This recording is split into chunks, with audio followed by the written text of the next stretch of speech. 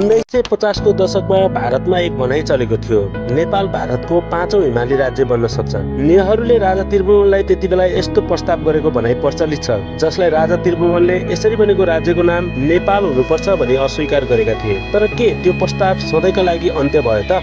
हाल जेनजीको आन्दोलनपछि नेपाल सुशासन, विकास र स्वतन्त्रताको खोजी र तयारीमा छ। यसअघि पनि समय समयमा विभिन्न जनआन्दोलनहरू भए। तर के आज हामी स्वतन्त्र छौँ त? के हाम्रो स्वतन्त्रतामा कतैबाट खतराको छाया मडारिरहेको छ? इतिहासले देखाएको छ, जब कुनै देशमा राजनीतिक शून्यता पैदा हुन्छ तब त्यो ठाउँ भर्न आउनेहरू सधैँ मुक्तिदाता नै हुन्छन् भन्ने हुँदैन। यही भिड र आक्रोशको जगमा उभिएर युक्रेनमा भ्लादिमिर जेलेन्स्की जस्ता अनुभवहीन तर लोकप्रिय पात्र सत्तामा पुगे, जसले देशलाई अप्रत्याशित सङ्कटको गुमरीमा होमे। त्यो भन्दा पनि डरलाग्दो यही राष्ट्रवादको भेलमा डेन्डु दोर्जे जस्ता पात्र पनि जन्मिन सक्छन्, जसले जनताको विश्वास जितेर अन्ततः राष्ट्रको सार्वभौमिकतामाथि नै सौदाबाजी गर्न सक्छन्। भारतले नेपाललाई गाड्न सक्ने सम्भावित आधारहरू: 1. खुला सीमा र जनसङ्ख्या घुसपैठ। नेपाल भारत सीमा खुल्ला छ। लाखौं भारतीयहरू नेपालमा स्थायी बसोबास गर्दैछन्। कुनै दिन संख्या बलको आधारमा उनीहरूलाई राजनीतिक प्रभावमा बदल्न खोज्न सकिन्छ। 2. सीमा विवाद। लिपुले कालापानी लिम्पियाधुरामा भारतले आफ्नो सैनिक उपस्थिति राखेको छ। ठाउँ ठाउँमा सिमाना मिल्दैछ।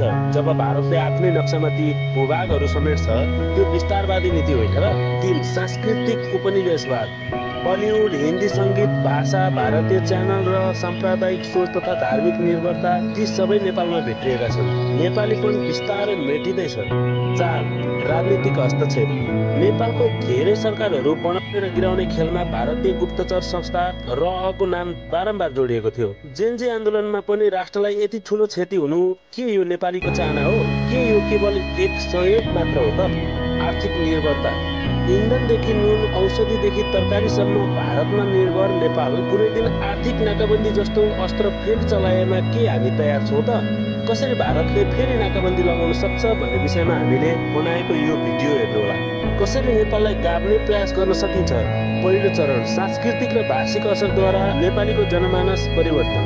दोस्रो चरण, आर्थिक नियन्त्रणद्वारा लगानी र व्यापारको नाममा भारतमा निर्भरता बढाउने। तेस्रो चरण, नेपालमा अस्थिरता, धार्मिक, साम्प्रदायिक र भौगोलिक विभाजन गराउँदै राजनीतिक हस्तक्षेप गर्ने र नेताहरूलाई आफ्नो नियन्त्रणमा ल्याउने। चौथो चरण, भू राजनीतिक आधारमा सिमानाको विस्तार गर्ने।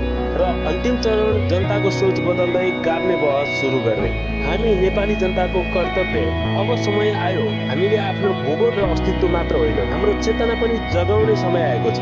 आफ्नो राष्ट्रप्रति वफादार र जिम्मेवार रही राष्ट्र पुनर्निर्माण र विकासमा जोड दिनुपर्ने भएको छ। भारतीय च्यानलको सट्टा नेपाली सामग्री हेर्ने गरौँ। नेपाली उत्पादनको वृद्धि र प्रयोग गर्ने गरौँ। स्वाभिमानी राजनीतिज्ञ चुन्ने र देश विदेशमा रहनुहुने सम्पूर्ण नेपालीलाई चुनावमा भाग लिने अधिकार दिने व्यवस्था मिलाउँ। त्यो कसरी हुन सक्छ यो भिडियोमा हेर्नुहोस्। नेपाल प्रेममा आधारित शिक्षा र संस्कारद्वारा राष्ट्रवाद फैलाउने काम गरौँ। सेना, सञ्चार र रणनीतिक निकायमा आत्मनिर्भर बनौँ। निष्कर्षमा, भारत हाम्रो छिमेकी हो। हामी सधैँ मित्रता चाहन्छौँ, तर मित्रताको नाममा निर्भरता हुने हो भने त्यो मित्रता होइन, दासता हो। हामीलाई अब चाहिएको छ जागरुक नागरिक, जो भोलिको नेपाललाई बचाउन र बनाउन आजदेखि सशक्त हुन्छ।